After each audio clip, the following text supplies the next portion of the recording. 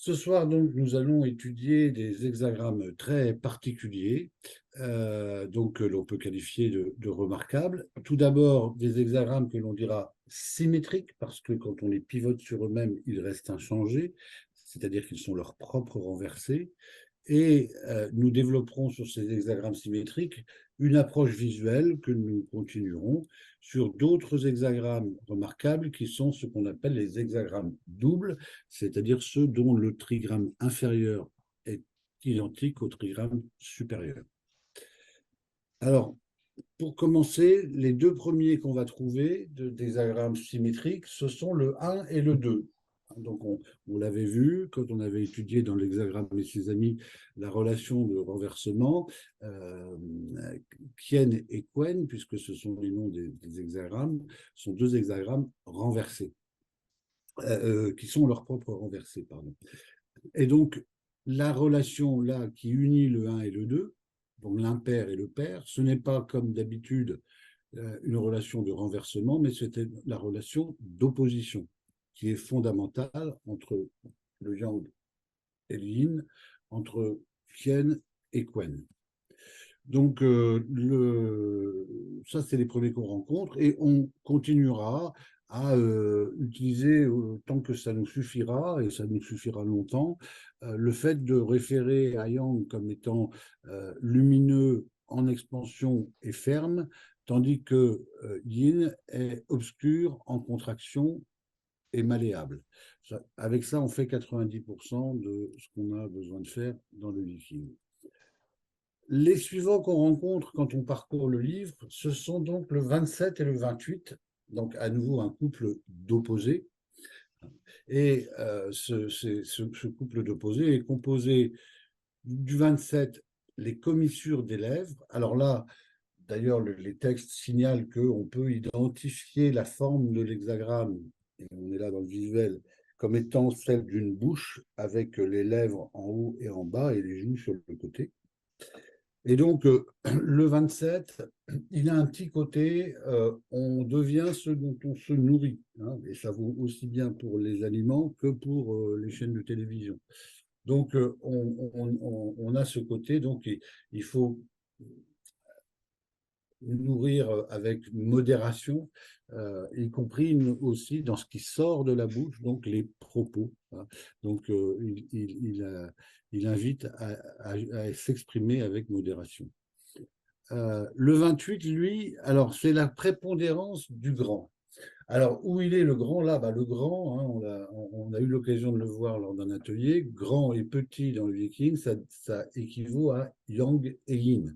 Donc là, c'est la prépondérance du grand, qui est liée, si on regarde la figure, aux deux facteurs qui sont qu'il y a plus de traits Yang qu'il y a de traits Yin, et en plus, ils occupent les positions centrales. Donc, et on peut se représenter là aussi l'hexagramme comme étant une grande puissance yang qui cherche à s'étendre et qui est contenue par les deux yin qui forment une enveloppe d'hiver, l'hiver étant effectivement la saison où l'énergie de la saison, c'est la contention en quelque sorte. Donc là, voilà. Et donc, la situation pourrait craquer, et c'est ce que Richard Willem exprime à travers l'image de la poutre fêtière qui ploie.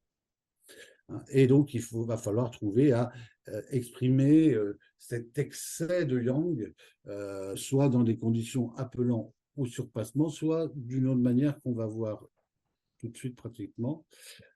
Ensuite, si on regarde la suite des hexagrammes qui sont symétriques dans le Viking, on tombe sur le 29 et le 30. Alors le 29, c'est l'insondable l'eau. C'est, par son dessin, le redoublement du trigramme de l'eau, le trigramme Can. Donc c'est le redoublement, de la puissance de l'eau, notamment dans ce cas-là de répétition, et notamment dans ce cas-là de répétition pour s'entraîner à affronter le vertige. Donc ça, et l'eau, elle, quand les chutes du Niagara, elles n'ont pas peur elles n'ont pas le vertige, elles tombent. Voilà. Donc il faut apprendre à maîtriser le vertige. Et puis le 30, lui, ce qui s'attache le feu. Alors en fait, là, c'est donc l'image, par exemple, d'une bougie, hein, et pour que la flamme perdure, il faut qu'il y ait de la cire, hein. Donc il faut rester attaché euh, à la terre quand on veut, par ailleurs, s'élever, puisque le trigramme Li, qui est ici redoublé, hein, qui est le feu, le trigramme lisse, c'est aussi la fonction d'élévation, hein. Donc, et de ce fait-là, d'ailleurs, ce qui ressemblerait le plus au 30 à Lie dans nos références culturelles, ça serait le mythe d'Icare, hein, qui a tellement voulu s'élever que la cire a fondu. Et donc, il faut donc le rappel que pour bien s'élever, il faut être ancré. Et puis pour finir, et on aura un nouvel octet, hein, une nouvelle famille de 8 hexagrammes, on a le 61 et le 62. Alors le 61, la vérité intérieure, euh, renvoie beaucoup au fait que on trouve sa place dans la lignée. Alors, ce n'est pas forcément la lignée généalogique, ça peut être d'autres types de lignées, hein, celle des grands capitaines d'industrie, ou je ne sais, hein. Mais toujours est-il que par la confiance qu'acquiert le fait de se sentir à sa place dans la lignée, on se trouve dans une situation donc, de pouvoir accueillir ce qui se fait à l'aide des deux traits yin qui sont au centre de la figure. Et puis le 62, c'est la prépondérance du petit. Donc quand je vous disais qu'on verrait bientôt une autre manière de se servir de la force yang, ici, vous voyez qu'on n'a plus que deux traits yang au milieu et on a quatre traits yin autour. Donc il y a une forte pression qui s'exerce sur la force yang, qui trouve difficilement à s'exprimer. Une image rigolote, c'est de penser qu'on est là un peu dans le tube de dentifrice, hein. C'est-à-dire qu'on appuie et puis petit à petit, la force va sortir. Mais du coup, dans le 62, c'est aussi un rappel un petit peu à réviser ses objectifs et à être un peu moins gourmand, un peu moins ambitieux dans certains d'entre eux. Ça recommande une démarche yin complètement, puisque la prépondérance du petit, et le petit c'est yin, donc on va faire de petites choses, mais des petites choses au sens yin, pas au sens de la taille des choses qu'on fait, au sens yin. Donc voilà, donc on révise un peu ses ambitions. Donc voilà les 8 hexagrammes qui présentent la caractéristique d'être symétriques et qui sont classés donc par paire d'opposés. Alors si on regarde un petit peu plus loin les relations qui unissent ces hexagrammes, on va étudier la relation nucléaire. On a vu l'opposé, on a vu le renversé. Il n'y en a pas de renversé puisqu'ils sont symétriques, mais on voit maintenant le nucléaire, la troisième des relations qu'on a vues dans l'hexagramme et ses amis. Et là, on constate que l'hexagramme numéro 1 est nucléaire de l'hexagramme numéro 28. Et c'est le cas de le dire en symétrie de l'autre côté, l'hexagramme numéro 2 est nucléaire de l'hexagramme numéro 27. Et puis ça se poursuit puisque l'hexagramme numéro 28, il est nucléaire de l'hexagramme 62 et également d'ailleurs de l'hexagramme 30. De même que le 27 est nucléaire du 61 et du 29. Donc on voit que on a là deux branches, hein, celle du yang et celle du yin, dans lesquelles les hexagrammes symétriques sont reliés entre eux par une relation nucléaire. Donc si on continue, on va regarder maintenant donc l'approche visuelle que je vous propose.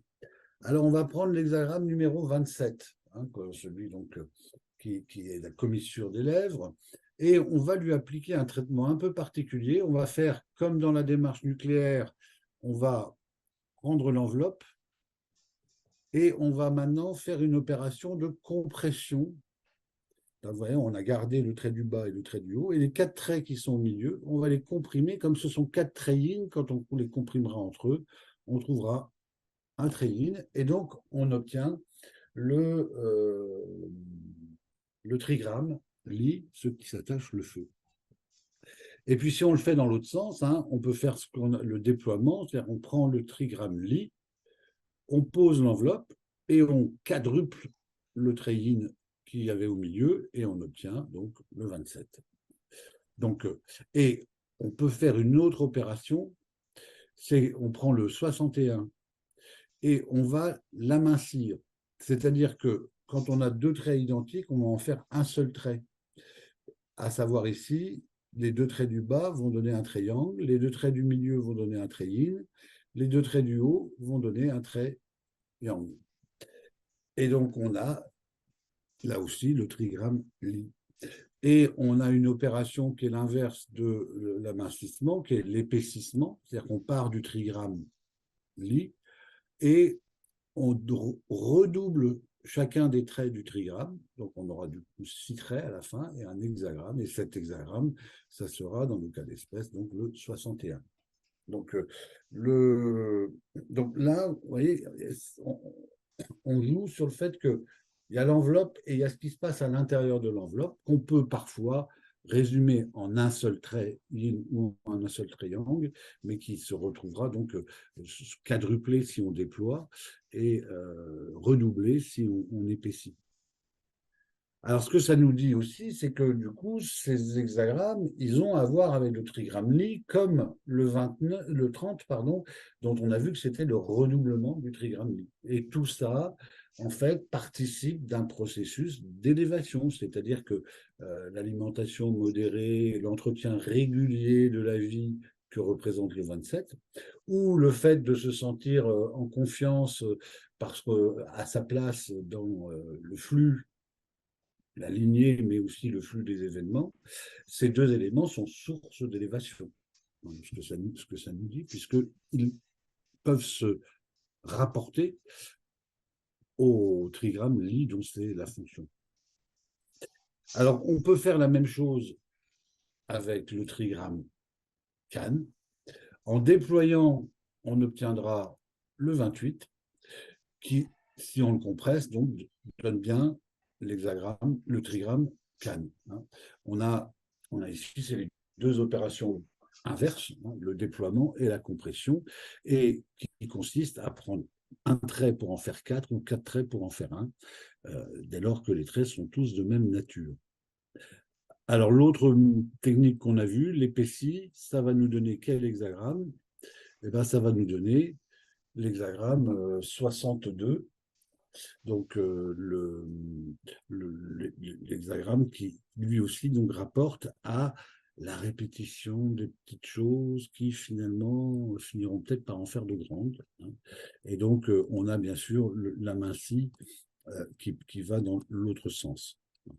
Donc, ça, je veux dire, ça repose sur le fait que les traits 1 et 6 qui forment l'enveloppe sont les traits d'entrée et de sortie de la situation, mais que le déroulement de l'action se fait sur les 4 traits du milieu. On le voit très nettement, par exemple, si on examine l'hexagramme numéro 7, l'armée, où au début on lève l'armée, ensuite on livre bataille et à la fin on pacifie. Mais la bataille se déroule en 4 épisodes. Donc le redoublement de trigramme, nous avons vu donc que nous pouvons y mettre le créateur et le réceptif, puisque ce sont pour le 1, c'est 2 fois le trigramme Kien, et pour le 2, c'est 2 fois le trigramme Quen. Ainsi, nous avons vu également le 29, insondable l'eau, et le 30, ce qui s'attache le feu, comme étant, parmi les hexagrammes symétriques, des enfants du 1 et du 2. Si on reprend l'approche qui est souvent usitée avec l'ordre du Roawen, on a Kien et Quen qui sont les parents, mais là, parmi les enfants, le 29 Can et le 30 Li sont ceux qui se rapprochent le plus des parents, puisqu'ils ont en commun le fait d'être composés de trigrammes eux-mêmes symétriques, puisque le trigramme Can et le trigramme Li, si vous les retournez, ils ne bougent pas. Donc ils ont cette particularité, et l'eau et le feu jouent un rôle particulièrement important, hein. L'eau, c'est la vie, hein. Donc, on ne sait toujours pas d'où elle vient, en fait, mais il faut considérer que l'eau, c'est la manière dont le ciel se penche pour parler avec la terre, hein, et y apporter la vie, alors que le feu, au contraire, c'est la manière dont la terre essaye de s'élever vers le ciel, hein, en se consumant, mais en restant aussi attachée.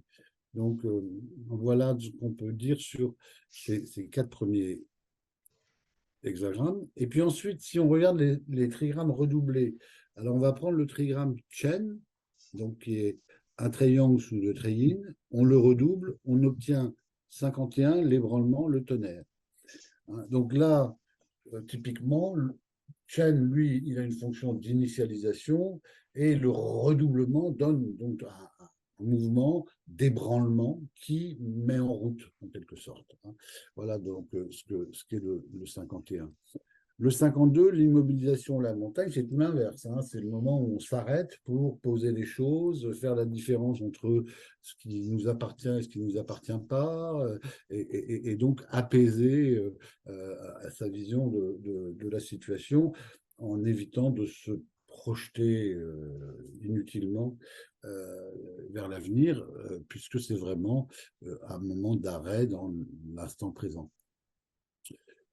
Le 57, le vent, le doux, le bois, donc il est très, très, très, très polymorphe, si je puis me permettre, le 57. Il modèle et il parle la douceur répétée, et il obtient ainsi une action pénétrante. Ça, c'est la vision Willem. Et puis d'autres auteurs mettent le curseur de l'autre côté et disent que le doux, c'est quelque chose qui est de l'ordre de se modeler pour s'ajuster au flux. Donc là, on est dans le 57. Et puis, il nous reste le 58, le serein, le joyeux, le lac, Tway, en tant que trigramme.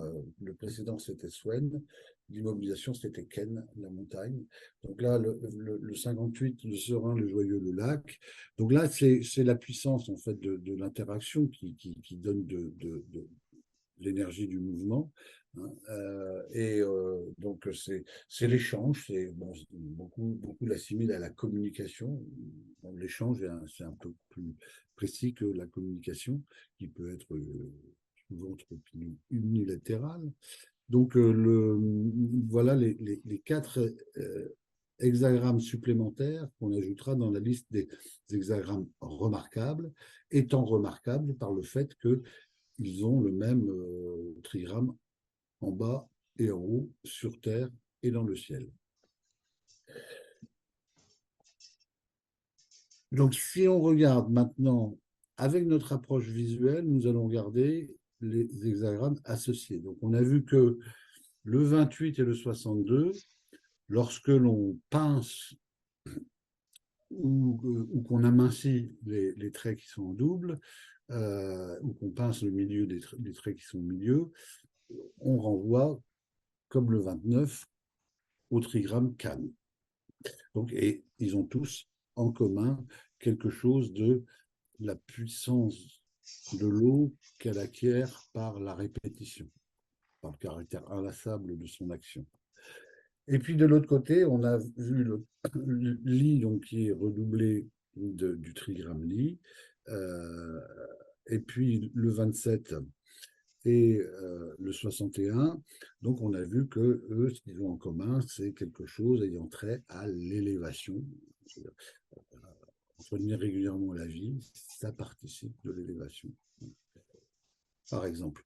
Et donc, si on reprend le Chen, le 51, et qu'on applique d'abord le déploiement, on va obtenir l'hexagramme 24, qui est un vieil ami qu'on n'arrête pas de rencontrer dès qu'on examine un peu la mécanique du liquide.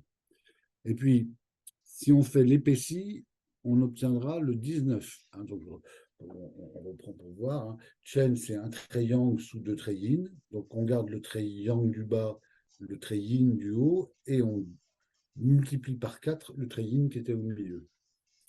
Et le 19, le triangle du bas est doublé, ainsi que les deux treillis qui étaient au-dessus, qui deviennent 4. Donc on a ici deux hexagrammes, comme je disais, qu'on connaît déjà et qu'on a notamment, parce que ceux-là, ils sont vraiment importants, on a notamment rencontré lors de l'examen de la roue calendaire. Le 24, c'est tout de suite après le solstice d'hiver, la renaissance de la lumière. Et le 19, c'est juste après, on lui donne un coup de pouce à cette lumière naissante. Et le 51, c'était l'ébranlement qui met en mouvement. Donc tout ça a trait bien effectivement à un processus d'initialisation. Si on continue avec le 52, alors si on fait le déployer, on va tomber sur le 23, pendant du 24, lui aussi dans la roue calendaire, et le 20 également. Le 20 qui est l'épaissie du trigramme Ken. Donc trigramme Ken, deux treillis sous un triangle. Ici, ça se retrouve par quatre treillis sous deux triangles pour ce qui est de l'épaissie. Et ça se retrouve avec 5 treillis sous un triangle pour ce qui est du déployé. Donc là, ici, le 20, c'est la contemplation, c'est l'invitation à prendre du recul et à examiner l'ensemble de son œuvre. Voilà. Mais encore une fois, tout ceci doit être transposé à des problèmes relativement triviaux, hein, la plupart du temps, quoi. Mais c'est à ça que ça sert. Mais le contexte général, c'est ça, quoi. Donc là, le 23, c'est celui que j'appelle le lâcher prise, hein, c'est-à-dire que c'est le dernier mois avant le solstice d'hiver, donc c'est trop tard pour faire quoi que ce soit, dirait Moustaki. Et donc, du coup, on lâche l'affaire. Et donc, on a dans les trois cas, je dirais, une forme de retrait par rapport à l'action. Le 57, c'est le doux. Il va avoir, pour déployer le 44 et pour épaissir le 33. Donc, petit à petit, ça vient de la manière de faire à partir du trigramme Swen, hein, donc un treillis sous deux triangles. Et donc là, cette douceur, découle d'une ouverture, c'est le treillis qui est en bas, hein, découle d'une ouverture qui permet d'accueillir l'autre dans le 44, hein, c'est venir à la rencontre, ça veut dire accueillir ce qui vient, ce qui vient. Et le 33, c'est le faire retraite, et c'est donc la capacité à modifier son point de vue, hein, donc qui suppose une certaine ouverture, qu'on retrouve donc comme étant un trait un peu commun à ces trois hexagrammes. Et puis pour le 58, on aura comme déployé le 43, et comme épaissi, que je ne dise pas de bêtises, parce que je ne vois plus, 34. Voilà, j'avais un truc qui s'affichait par-dessus. Donc, le 43 et le 34. Donc, là, derrière ça, il y a l'utilisation de la puissance, parce que le 58, c'est le joyeux, c'est la joie. Et là, ce que nous dit Willem, je prends mon livre pour ne pas dévoyer sa pensée. Donc, la vraie joie provient donc de la fermeté et de la force, c'est les deux triangles, qui se trouvent à l'intérieur, ils sont en bas, et qui s'extériorisent, c'est le troisième trait, sous une forme tendre et douce. Donc c'est la puissance aussi de la joie. Voilà, donc on a vu, hein, on a rajouté à notre connaissance 8 hexagrammes, hein, ce soir, même 12 hexagrammes avec des hexagrammes doubles qu'on n'avait pas. Mais bon, il y en a qu'on avait déjà vus, comme le 1 et le 2, bien sûr. Donc on a vu que il y a aussi moyen de s'intéresser, et les hexagrammes symétriques y invitent, en quelque sorte, de s'intéresser à mettre en place une visualisation de ce qui se passe dans l'hexagramme. Donc, c'est pas très compliqué, hein. Vous voyez, par exemple, le 24, c'est un triangle et puis il n'y a que des treillis. Alors, ça va être le laisser advenir, ça va être dit autrement aussi, n'agir qu'avec tact et circonspection, parce que après l'élan initial du premier trait, on laisse faire en quelque sorte, hein. Voilà. Et, et donc le 23 qui est son opposé, on voit que le 23, il tient plus que par un triangle au-dessus, là, et puis ce triangle, il va craquer, quoi, hein. Et du coup, on va se retrouver avec du tout yin, ça sera le mois suivant, le solstice d'hiver. Donc voilà, encore des éléments qui, petit à petit, vont nous permettre, puisque quand on tombera sur le 51, le 24 et le 19, on les associera bien au trigramme Chen. Pareil pour le 52 avec le trigramme, le 23 et le 20 pour le trigramme Ken. Pareil pour le 57, le 44 et le 33 pour le trigramme Swen. Et pareil donc pour le 58, 43 et 34 pour le trigramme Twain. Donc si on s'approprie bien les trigrammes, bah, du coup, derrière, et les trigrammes sont plus simples à s'approprier, mais du coup, derrière, on arrive beaucoup plus facilement à lire les hexagrammes. Voilà, bah, merci de votre attention.